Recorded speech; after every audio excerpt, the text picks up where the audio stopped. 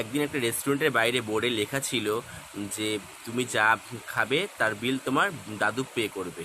তো সেটা দেখে এক ব্যক্তি ভাবলো, বাহ খুব ভালো তো।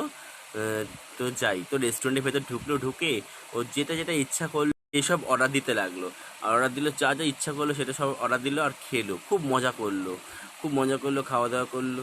খাওয়া দাওয়া করে যেই না উঠতে যাচ্ছে তখন ওয়েটার এসে বললো, এই নিন দাদা আপনার বিল। তখন লোকটা বললো, এই কি, আপনারা তো বোর্ডের বাইরে লেখা ছিল, রেস্টুরেন্টের বাইরে লেখা ছিল বোর্ডে যে যা আমি খাবো বা যা খাবো সেটা আমার দাদা যে পে করবে। মানে কি স্যার, এটা আপনার বিল না, এটা আপনার দাদুর বিল।